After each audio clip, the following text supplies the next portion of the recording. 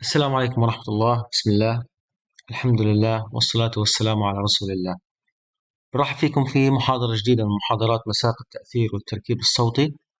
وإن شاء الله تعالى في هذه المحاضرة راح نستكمل بعض التمارين العملية اللي من خلالها نكمل استكشاف برنامج FL Studio لإنتاج المؤثرات الصوتية. في برنامج FL Studio اشتغلنا في المحاضرة الماضية على الباترن واشتغلنا على التراكس. مبدئيا أنا بدي أطفي هذا التراك وأرجع للباترن. في الباترنز لو هنا لاحظنا إحنا في إمكانية نضيف باترنز لحد 1000 أو 999 باترن. هذا الباترن موجود، ممكن إحنا نيجي نعمل بلس ونعمل باترن 2 مثلا بهذا الشكل، وباترن 3 وهي اوكي. تمام، هذه الباترنز. وطبعا احنا ممكن نتنقل ما بينهم بالسكرول تبع الماوس، العجل تبع الماوس، بحيث انه ننتقل من واحد لواحد. وعشان نشوف بس الاختلافات ممكن هذا باترن 2، لو رحت انا هنا للباترن اللي بعده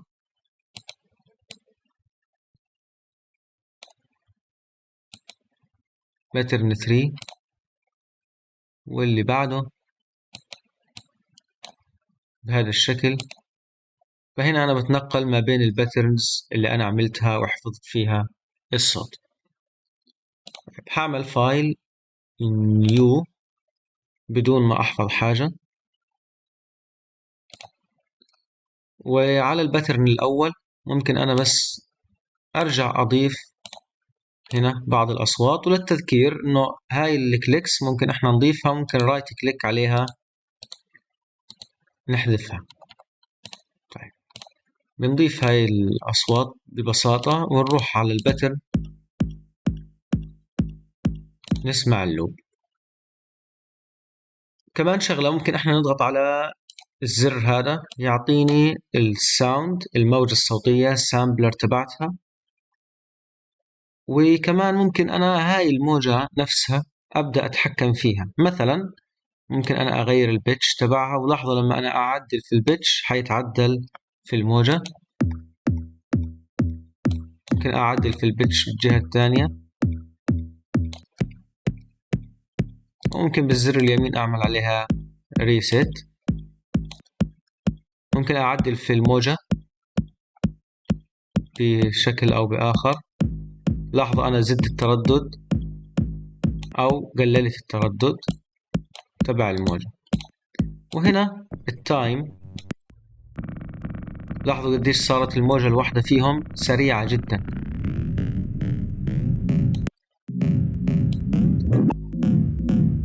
تتكرر كتير، أو ممكن أقلل التايم بهذا الشكل. لاحظوا في نفس الوقت يعني راح ضيق لي سعة الموجة هنا. وكمان مرة ممكن نعمل احنا ريست بهذا الشكل. ممكن كمان نروح نطلع على شكل الموجة المرسوم ونبدأ نعدل عليه.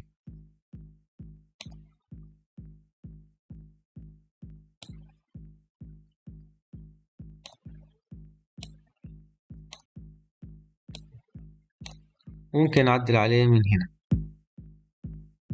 فلاحظوا هي بداية الموجة بتبدأ سريعة، تستقر لفترة بعدين بتنزل. هذا ممتاز، لكن في النقرة اللي زي الكليك هذه أو الكيك اللي موجودة معنا مش راح نلاحظ كتير الفرق تبعها، لأنه هي أساسا سريعة جدا. طيب، ممكن هنا نيجي نعمل ريست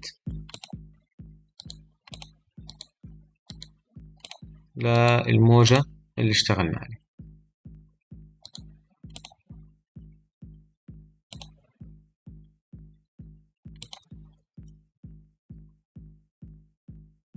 لاحظوا هو في صوت بس الصوت جدا منخفض. أنا رجعت هنا وعدلت أو رجعت الموجة زي ما كانت بحيث إنه تعطيني الصوت اللي أنا محتاجه. طيب، هذه نقطة مهمة. بدي أجي أنا برضو أرفع هذا كله وأضيف هنا واحدة، هنا واحدة، هنا واحدة. نوقف الساوند ونروح على الميكسر برضو عشان احنا ننظم الشغل. في عندي أنا في هذا الباترن موجود في عندي أكتر من إفكت أنا مختاره، فممكن أنا أجي هنا أضغط أحدد هذا الإفكت وأروح على الميكسر، وبرضو تحدثنا في الميكسر في المرة الماضية، وأضغط كنترول ال. لاحظوا كمان مرة أنا الآن مختار هذه ومختار واحد من الميكسر اللي هنا من التراكس تاعته، بضغط كنترول ال عشان أنقل الصوت هذا لهذا المكان. بختار الثانية وبختار الثانية كنترول ال، والثالثة على الثالثة، والرابعة على الرابعة كنترول ال. هيك أخذ لي كل واحدة هنا في تراك في الميكسر. أكيد كل واحد فيهم الميكسر موجود فيه الفوليوم، لو أنا بدي أزود الصوت فيه أو أنقصه ممكن أنا من هنا أعمل له سولو أو من فوق، وممكن هنا أنا أتحكم بالصوت الليفت والرايت، وممكن أضيف منه تراك الإفكتس. في الإفكت تراك على كل واحد فيهم بضغط بهذا الشكل، بقدر أضيف عليه إفكت، وعلى الأساسي اللي هو بيجمع كل التراكات هذه مع بعض بقدر أضيف إفكت على كل تراكات مرة واحدة من الميكسر النهائي أو الماستر هنا مسمى. طيب لو ضغطت أنا مثلا على أول واحد هذا، وخلينا بس قبل ما أضغط عليه نتفرج، لو إحنا شغلنا الباترن بنلاحظ إنه كله هنا بيجيب الفويسز، يعني هيك صار الربط صحيح ما بين الباترن وما بين الميكسر. اختار أول واحد وآجي هنا على السلوت، وبقدر أضيف من هاي القائمة تاعت الإفكتس. بلاحظ إنه الإفكتس مقسمة بشكل ممكن يكون سهل بالنسبة لنا، لأنه إحنا اشتغلنا قبل على برنامج الأدوب أوديشن. في عنا الكنترولر، في عنا الديلي والريفيرب، في عنا الداينامكس، ديستورشن، إيكولايزر، وبعض الإفكتس الإضافية اللي ممكن تعدل وتحسن الأصوات. خلينا ناخد إفكت منهم ونتعرف عليه بشكل تفصيلي أكتر. أخذ من هذا أروح على الريفيرب وأخذ فروتي ريفيرب 2. طبعا فروتي لأنه هذا البرنامج اللي هو الأفل ستوديو المصطلح تبعه أو الاصطلاح تبعه اسمه فروتي، تمام؟ عشان هيك هو مسمي فروتي ريفيرب. لاحظوا هنا أغلب الإفكتس مسميها باسمه فروتي، وماخذ الريفيرب أو ماخذ الإفكت بالمسمى اللي إحنا بنعرفه. طيب نيجي على الفروتي ريفيرب، طلعوا هنا بنلاحظ إنه راح الريفيرب شرحناه قبل هيك إنه بيعطيني صدى للصوت وكأن إحنا في مكان مغلق، أو رجع للصوت، وبيكون الرجع هذا متعدد أو متكرر، مش صدى واحد، لا أكتر من صدى مع بعض. عشان بس أسمعه لحاله هذا الصوت عليه هذا الإفكت.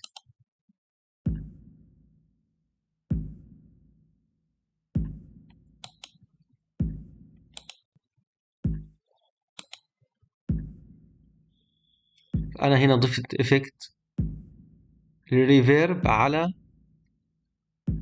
التراك اللي موجود هنا فقط.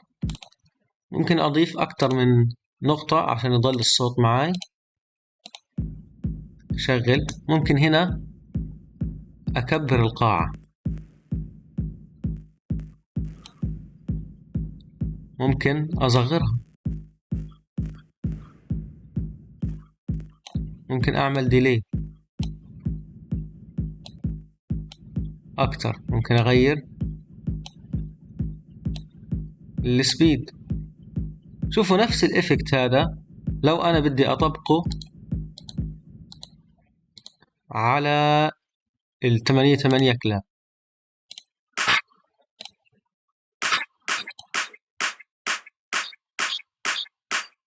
أحدد اللي هو التراك تبعها وأجي أضيف الإفكت ريفيرب 2 هذا خليه نشغل. لاحظوا الأثر كيف صار أوضح حسب الصوت اللي عندي.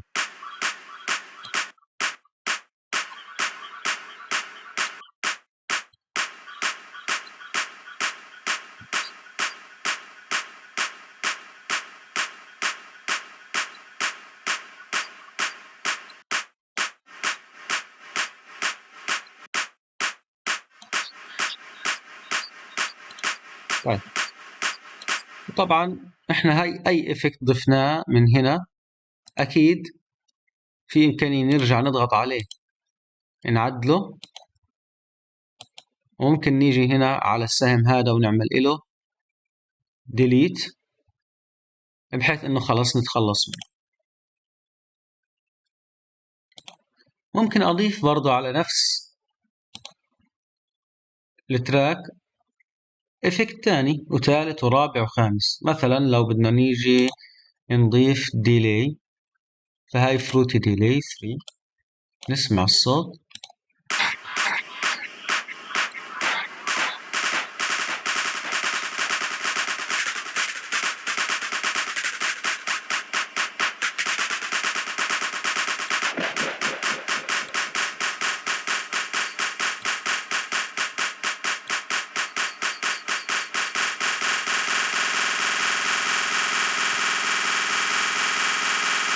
صار ازعاج هيك.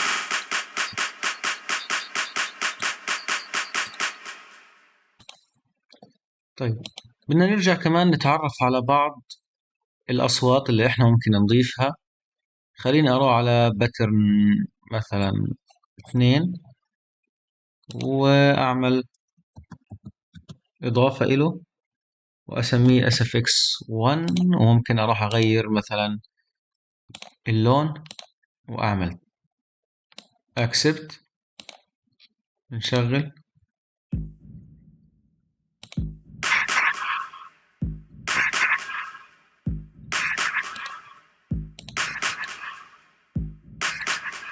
طيب نحذف الاثنين ونيجي، طبعا فيش عنا أي صوت، نعمل Add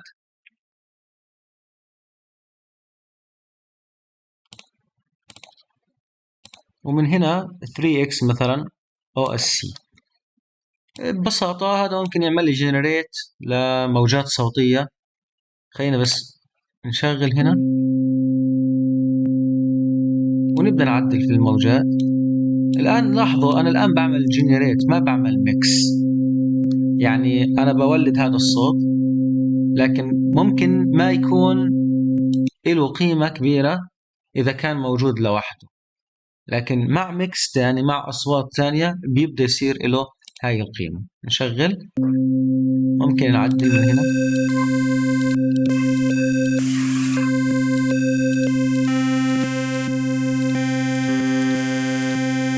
ممكن نغير.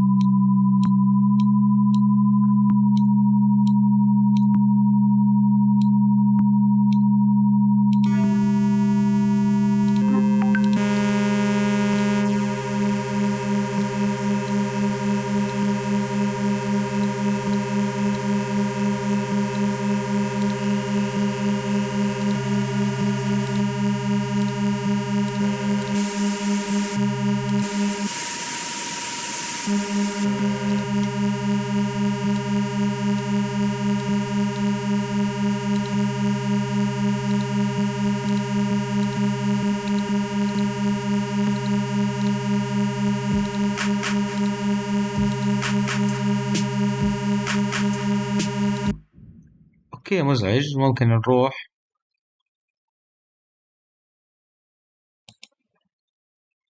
على الميكسر نحدد السلوت اللي بعده رقم 5 ونكون محددين هذا، نضغط كنترول ال مثلا ونيجي نخفض هذا الصوت بس عشان ما يضل مزعجنا.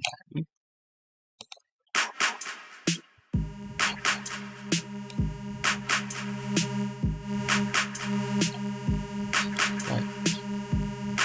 نجرب كمان جنريتور تاني مثلا harmless. وهنا في برضو يعني مجموعة من الأصوات اللي ممكن هو يعطيني إياها الهارملس. خلينا نعمل رايت كليك على كل هذه.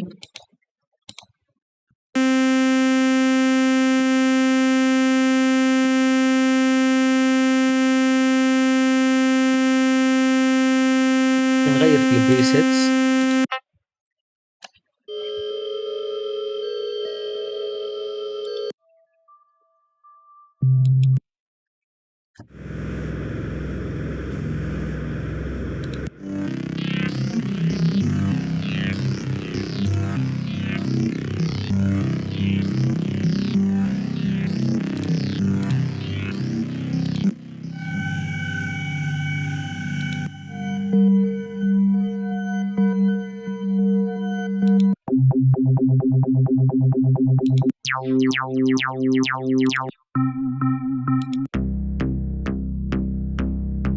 طبعا كل واحد فيهم أنا بختاره ممكن أبدأ أعدل عليه. لاحظوا هذا اسمه بت ووبلي اي جي.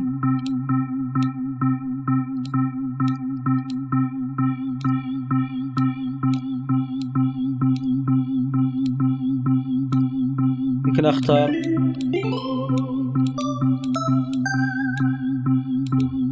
نغمة أعلى.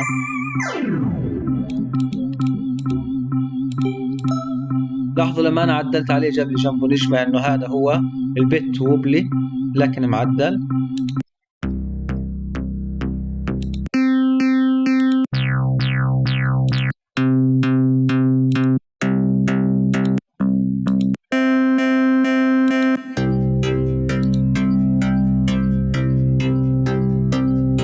هاي عندنا قائمة كبيرة جدا من الإفكتس اللي هذا بيقدر يعطيني إياه.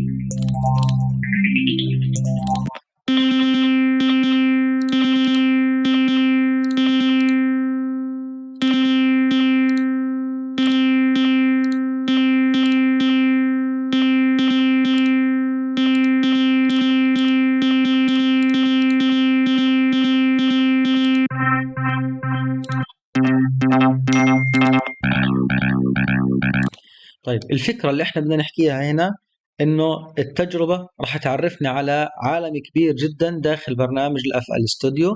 كل واحد من هاي القائمة اللي بيعطيني جنريت للإفكتس برضو في داخلها قائمة كبيرة من الإفكتس اللي احنا ممكن نتعامل معها ونجربها. احيانا بتكون في هذا المكان، احيانا بتكون في مكان تاني داخل اللوحة، لكن كل واحد في هاي القائمة موجود في داخله برضو عدد ضخم جدا من المؤثرات أو البريسيتس اللي ممكن احنا نتعامل معها.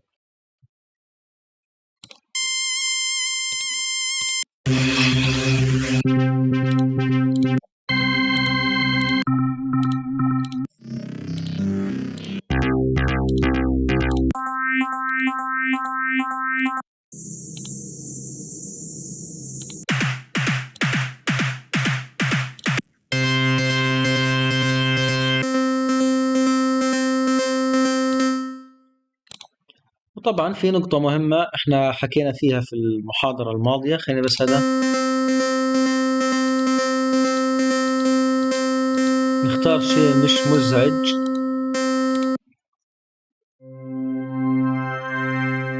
تمام، نيجي على البيانو رول.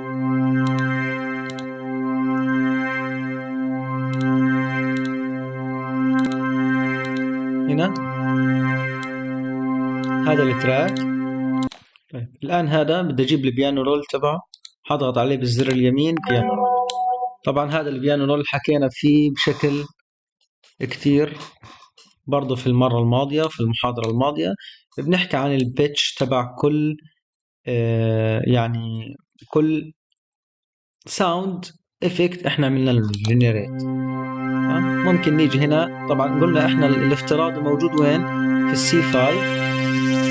ممكن نزود مدته هنا، ممكن ننقله من مكانه او نرفعه لفوق. هيك احنا بنكون عدلنا البيتش تبعه. ممكن نضيف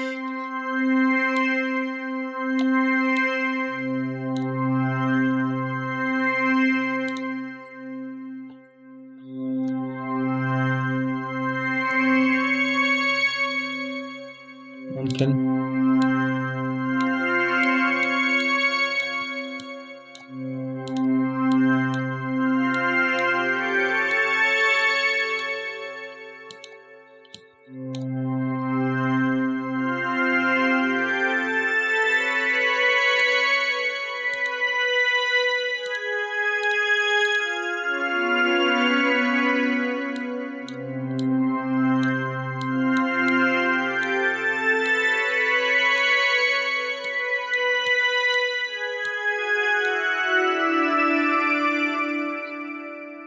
بهذه الطريقة. هيك احنا عملنا بيانو رول حسب البيتش لهذه النغمة من الموسيقى.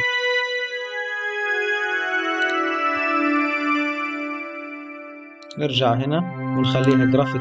هذا جرافيك اديتور، تمام. يمكن نرفع عنه برضو الصح. وهنا طالما احنا ضفنا عليه في البيانو رول هو بيغير لي الشكل، لانه بطل بس على قدر انه احنا نضغط ونضيف الصوت او نكرر هذا الصوت، صار الصوت فيه مستويات. والبيانو رول الان بعد ما انا ضفته ممكن اضغط هنا يرجع تاني عشان نعدل احنا عليه. طيب نشوف ونجرب كمان واحد مهم جدا بالنسبة لنا، اللي اخذ منه السايتوس، اللي هو هذا. طبعا ضاف لي تراك لهذا الصوت، وخلينا ممكن احنا نضغط هيك عشان نسمع. طبعا هو شغل لي هذا معه. كنترول وكليك على اخر واحد عشان يعطيني اياه لحاله، يعمل لي له سولو.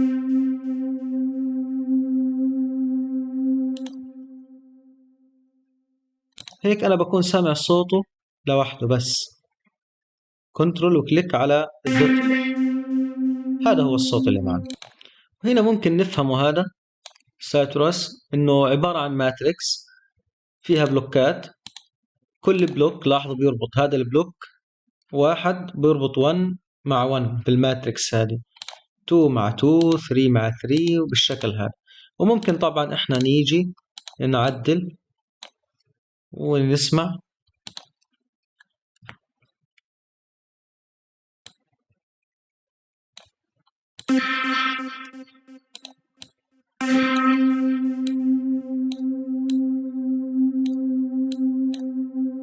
بهذا الشكل. ممكن كمان ناخذ من البريسيتس. لاحظوا قديش في عنده كمية بريسيتس.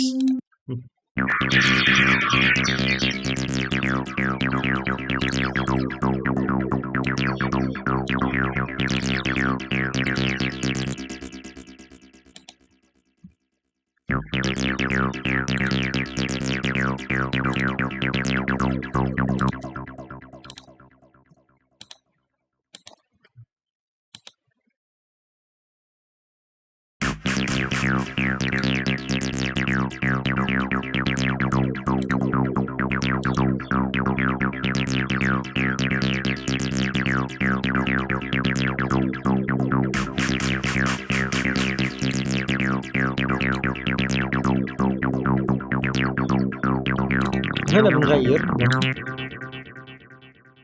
كل بريسيت بيعطيني مخرج صوت هنا.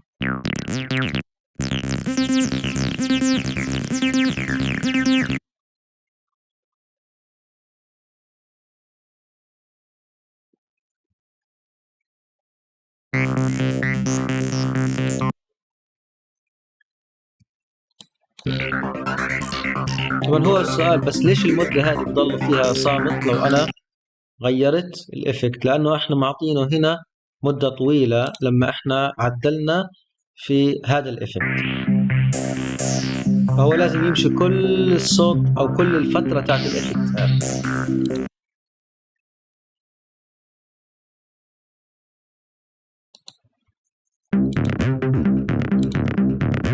هاي ديليت للإفكت عشان بس يكون أسرع.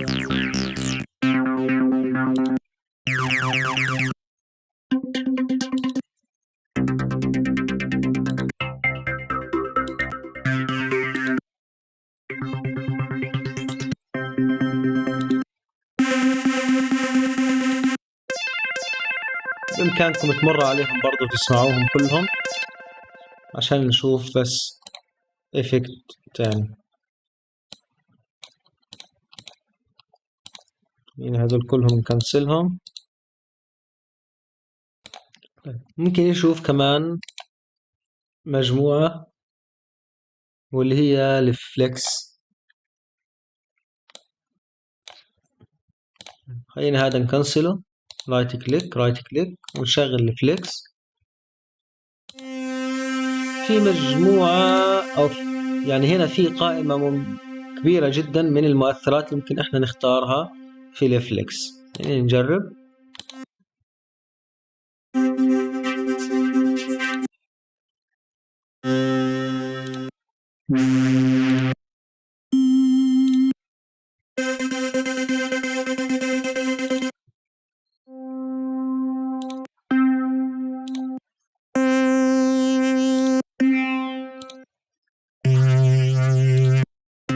هنا في مثلا جنرال لايبراري،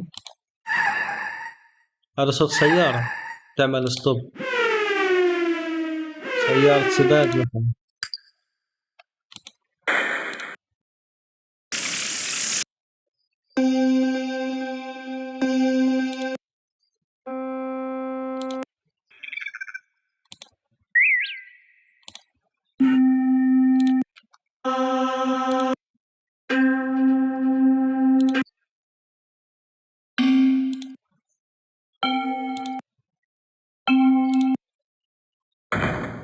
صوت باب.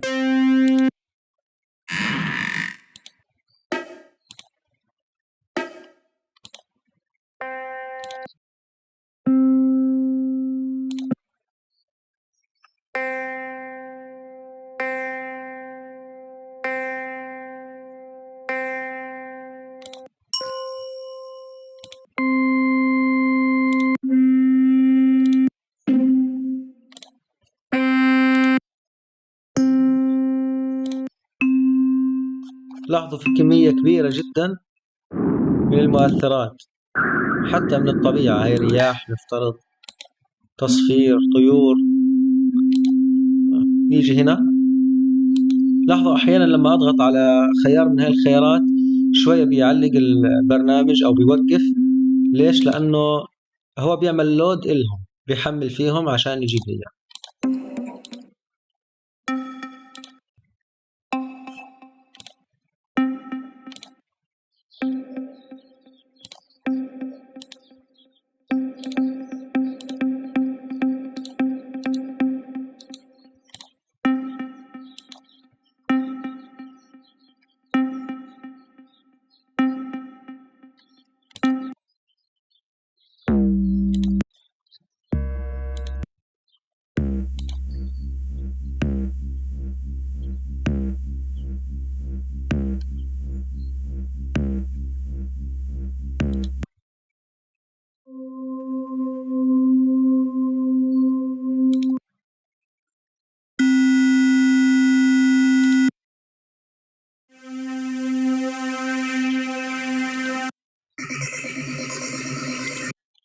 أتوقع كل صوت من الأصوات اللي أنا بشغلها الآن سمعتوها قبل هيك، وكنتم ممكن تبحثوا عن أجزاء منها أو كيف إحنا ممكن نجيبها عشان نستخدمها، فبنلاقيها برضو موجودة داخل البرنامج.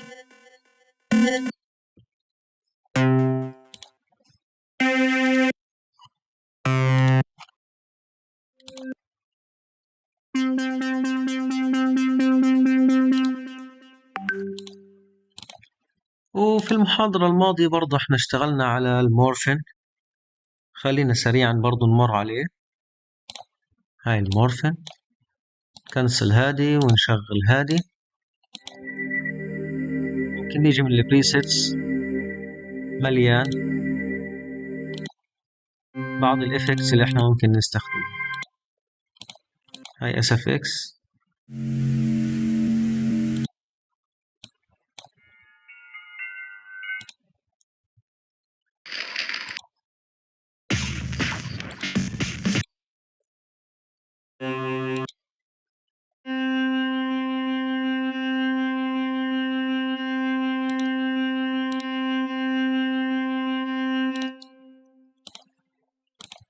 ننتقل لكمان افكت، نكنسل هذا وناخد مثلا الهارمر، شغل. هذا الصوت الأصلي. ممكن نيجي على بريسيتس مثلا،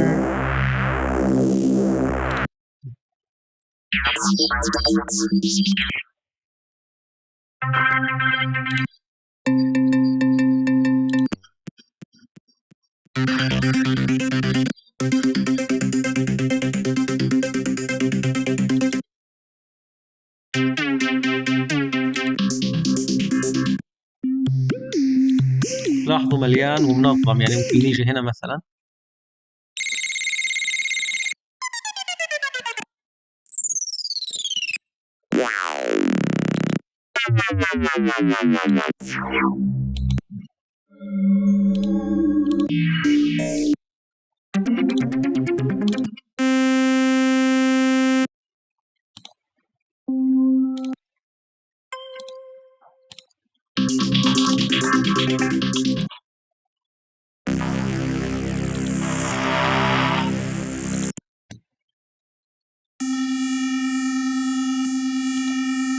تمام. طيب ناخد كمان نوع مثلا ساكورا. هذا شيء يعني زي الصينيين ألوانهم، وحتى الأصوات اللي هو بيعطينا إياها. نشغل.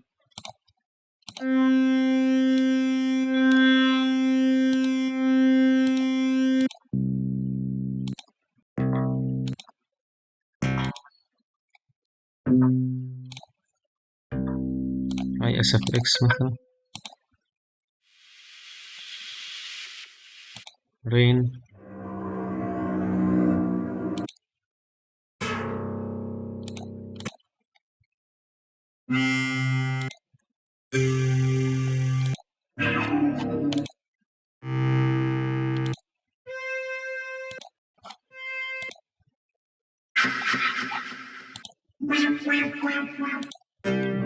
هاي مجموعة ضخمة جدا من المؤثرات اللي ممكن نستخدمها.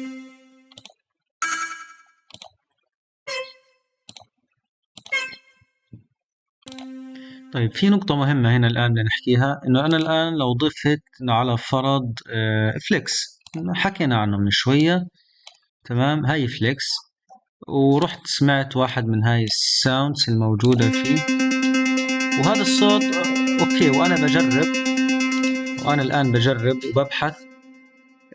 عجبني هذا الصوت، وأنا محتاج إنه أنا أضيفه على مكان معين عندي بحيث إنه أرجع له بعد هيك. فممكن أجي على الفيفوريت، أضيفه هنا في الفيفوريت. الآن هذا الفليكس موجود فيه فيفوريتس، ألاقيهم موجودة هنا، بقدر أختارها. طيب نشوف لو إحنا ضفنا مثلا هارمر، ورحنا على البريسيتس واخترنا واحد من هاي البريسيتس هذا الشكل.